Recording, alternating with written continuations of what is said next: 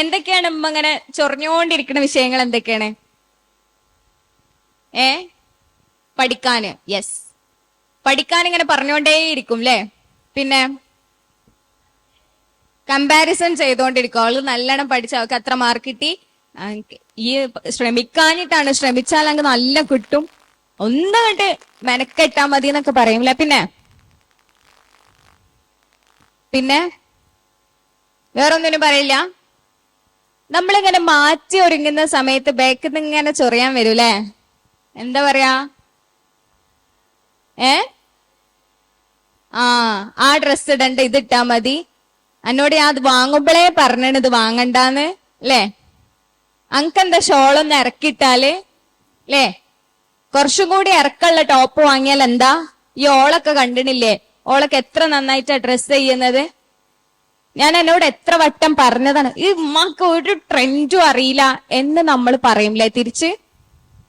Okay, അപ്പൊ ഉമ്മ അത് വെറുതെ പറയുന്നതായിരിക്കോ?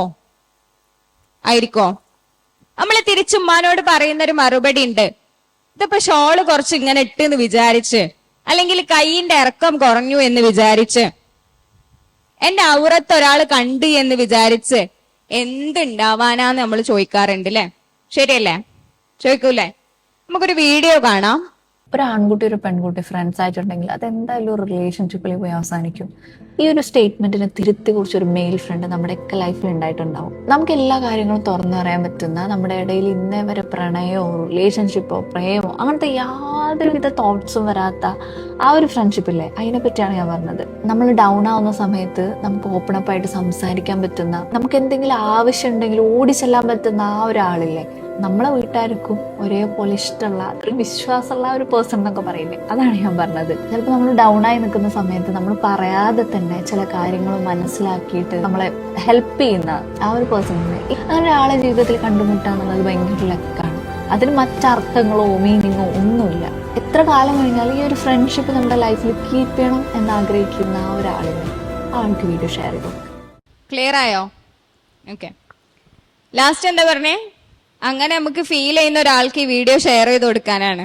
അങ്ങനെ ഷെയർ ചെയ്ത് കൊടുക്കാൻ പാകത്തിനുള്ള ആരെങ്കിലും ഉണ്ടോ നിങ്ങളുടെ ലൈഫില്? ആരുമില്ല. ചിലപ്പോ നമുക്ക് ഇങ്ങനെ ഫീൽ ചെയ്യാറുണ്ട് അല്ലേ, അവള് ബെസ്റ്റ് ഫ്രണ്ട് അല്ലേ, ആൺകുട്ടിയായിരിക്കും, ബെസ്റ്റ് ഫ്രണ്ടാണ്, അവൻ ഭയങ്കര ജെന്യൂൻ ആണ്, അവനക്ക് വേറെ തോട്ട്സ് ഒന്നും ഒരിക്കലും വരൂല, കാരണം ഞങ്ങൾ ഫ്രണ്ട്ഷിപ്പിന് അപ്പുറത്തേക്ക് ഞങ്ങൾക്ക് ഒന്നുമില്ല എന്നൊക്കെ പറയും അല്ലേ. നമ്മൾ ഭയങ്കര ജെന്യൂൻ ആയിട്ട് പറയണത് തന്നെ ആയിരിക്കും. ഇപ്പൊ ഈ പെണ്ണും ഈ വീഡിയോയില് അത്രയും നിഷ്കളങ്കമായിട്ടാണ് പറയുന്നത്.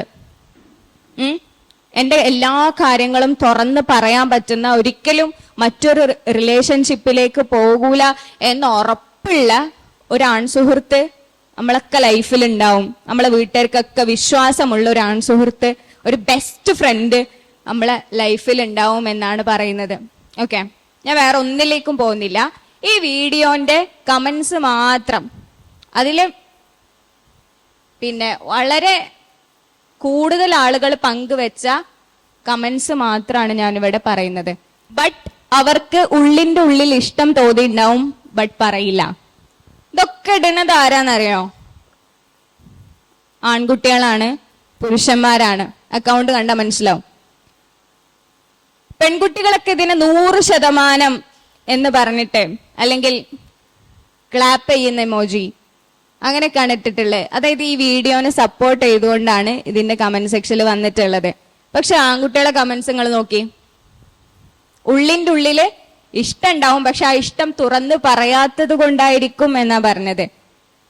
മറ്റൊന്ന് നോക്കൂ, അങ്ങനെ ഒരു ആൺകുട്ടി ഇതുവരെ ജനിച്ചിട്ടില്ല. ഒരാണെന്നെ പറയാട്ടോ, നിന്റെ വിശ്വാസം തെറ്റാണ്. ഒരിക്കലും ഒരു അന്യ ആൺകുട്ടിക്ക് ഒരു പെണ്ണിനെ, ഒരിക്കലും ഒരു അന്യ ആൺകുട്ടിക്ക് ഒരു പെണ്ണിനെ കാണാൻ പറ്റില്ല നീ പറയുന്ന പോലെ. അത്രയും ഓപ്പൺ അപ്പ് ആയിട്ട് സംസാരിക്കാൻ ഒരു ആൺകുട്ടിക്കും ഒരു പെൺകുട്ടിക്കും പറ്റൂല, വേറെ ചിന്തകളൊന്നും വരാതെ. നമുക്ക് പറ്റൂട്ടോ, നമുക്ക് അവരോടെല്ലാം ഷെയർ ചെയ്യാൻ പറ്റും, ഒരു സംശയവുമില്ല. നമ്മൾ നല്ല ജെന്യൂൻ ആയിട്ടായിരിക്കും സംസാരിക്കണ്ട, നമുക്ക് വേറെ തോന്നലൊന്നും വരൂല. പക്ഷെ തിരിച്ച് അങ്ങനെ ആയിക്കൊള്ളണം എന്നില്ല എന്ന് ആരാ പറയണേ? നമ്മളെ സൊസൈറ്റിയിലുള്ള നമ്മളെ ക്യാമ്പസുകളിൽ പഠിച്ചുകൊണ്ടിരിക്കുന്ന നമ്മുടെ കുടുംബത്തിൽ പിറന്ന ആൺകുട്ടികളാണ് ഈ കമന്റ്സ് ഇടുന്നത്. ഓക്കെ, ഏതെങ്കിലും ഒരു നിമിഷം അവൻ നിന്റെ ശരീരം ആഗ്രഹിക്കും. ആണും പെണ്ണും തമ്മിലുള്ള മാനസിക ചിന്ത വ്യത്യാസമുണ്ട്. ഓക്കെ, ഇമ്മാതിരി വിവരവും ബുദ്ധിയും ഇല്ലാത്ത കമന്റ് പറയാൻ വരരുത് എന്നതാ. ഓക്കെ, അതൊക്കെ ഒരു തോന്നൽ മാത്രമാണ്. മറ്റൊരാളുടെ മനസ്സിൽ എന്താണുള്ളത് എന്ന് നമുക്ക് പറയാൻ കഴിയില്ല. കല്യാണം കഴിഞ്ഞാൽ ലൈഫിൽ ഭാര്യ ഭർത്താക്കന്മാരാണ് തുറന്നു പറയേണ്ടത്. ഓക്കെ, അപ്പൊ ഇതാണ് ആ ഒരു വീഡിയോന്റെ കമന്റ് സെക്ഷനിൽ വന്നിട്ടുള്ളത്. മറ്റേ വീഡിയോ കണ്ട സമയത്ത് നമുക്കും തോന്നൂലേ, നമുക്ക് അത്രയും ബെസ്റ്റ് ഫ്രണ്ട് ആയിട്ടുള്ള അവൻ ഒരിക്കലും അങ്ങനത്തെ ഒരു തോട്ട് വരൂല. ഒരു പക്ഷേ അങ്ങനത്തെ തോട്ട്സ് ഉണ്ടാവുമ്പോ നമ്മളെ ഫ്രണ്ട്സ് ചിലപ്പോ എന്ത് ചെയ്യും, അതിന്റെ ഒരു ആക്ഷൻ എടുക്കാൻ ശ്രമിക്കുന്നുണ്ടാവില്ല. അതായത് അവളോടൊരു ഇഷ്ടം തോന്നിയിട്ട് ആ ഇഷ്ടം തുറന്ന് പറയാനുള്ള ഒരു ആക്ഷൻ അവൻ എടുക്കുന്നുണ്ടാവില്ല. അവന് കൺട്രോൾ ചെയ്യുന്നുണ്ടാവും. ആ ആഗ്രഹത്തെ അവന് സപ്രസ് ചെയ്യുന്നുണ്ടാവും. പക്ഷെ ഒരിക്കലും അങ്ങനെ തോന്നൂല എന്ന് നമുക്ക് പറയാൻ പറ്റൂല എന്ന് ആരാ പറയണേ?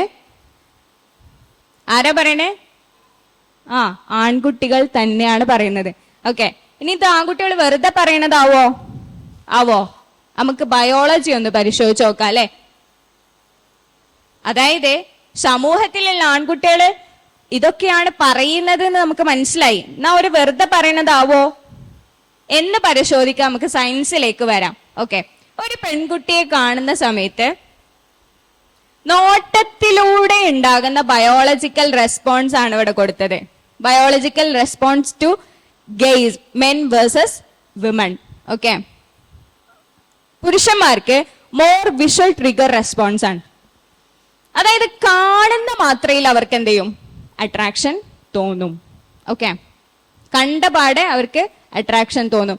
The brain can quickly activate, പെട്ടെന്ന് എന്ത് ചെയ്യും, ബ്രെയിൻ ആക്ടിവേറ്റ് ആവും. ഓക്കെ, അപ്പോ തന്റെ മുൻപിൽ ഇരുന്നു കൊണ്ട് തന്നോട് എല്ലാ കാര്യങ്ങളും ഓപ്പൺ ആയി പറയുന്ന ഒരു പെൺകുട്ടീനെ സംബന്ധിച്ചിടത്തോളം ആ പെൺകുട്ടിയോട് ഒരു ഇഷ്ടം ഒരു ആൺകുട്ടിക്ക് തോന്നും എന്നത് ബയോളജിയാണ്.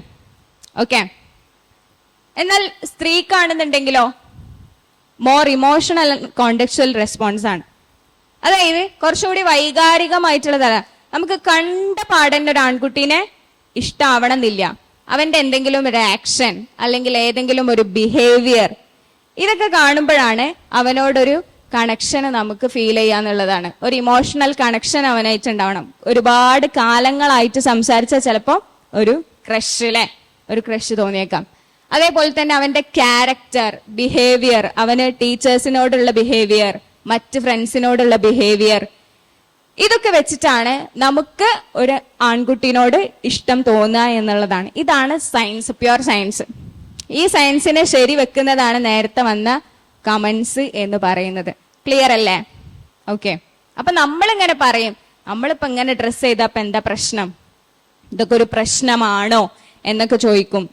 കുറച്ചൊന്ന് കേറിപ്പോയി എന്ന് വിചാരിച്ചുകൊണ്ട്, അല്ലെങ്കിൽ കൈ കുറച്ചൊന്ന് താഴ്ന്നു എന്ന് വിചാരിച്ചുകൊണ്ട്, നമ്മളെ പാൻസ് കുറച്ചൊന്ന് കേറിപ്പോയി എന്ന് വിചാരിച്ചുകൊണ്ട് അവിടെയൊക്കെ കണ്ടാല് ആർക്കെങ്കിലും എന്തെങ്കിലും തോന്നോ?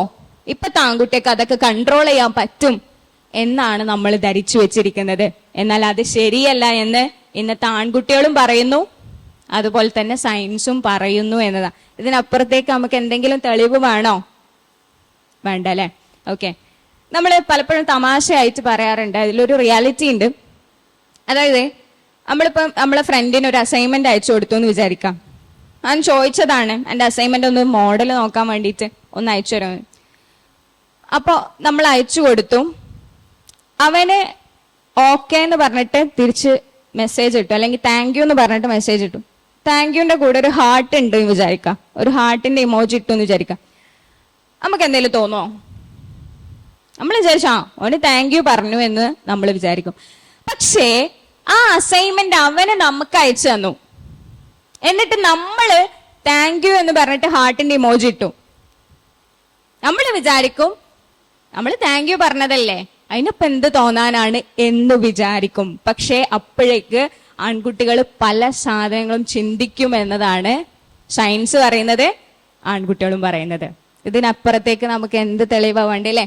അപ്പൊ നമ്മൾ അന്യ പുരുഷന്മാരെ കാണുന്ന സമയത്ത് അന്യപുരുഷന്മാരുമായിട്ട് നമ്മൾ സമ്പർക്കം പുലർത്തുന്ന സമയത്ത്, ആൺകുട്ടികളുമായിട്ട് നമ്മൾ സംസാരിക്കുന്ന സമയത്ത്, അവരുമായിട്ട് ഇടപഴകുന്ന സമയത്ത്, പൊതുസമൂഹത്തിലേക്ക് നമ്മൾ പോകുമ്പോ, ബസ്സിൽ യാത്ര ചെയ്യുമ്പോ, ട്രെയിനിൽ യാത്ര ചെയ്യുമ്പോ, അങ്ങനെ അന്യപുരുഷന്മാരുമായിട്ടൊക്കെ നമ്മൾ ഇടപഴകുന്ന സമയത്ത് ചില കാര്യങ്ങൾ ശ്രദ്ധിക്കണം എന്നുള്ളത് നമുക്ക് മനസ്സിലായല്ലോ.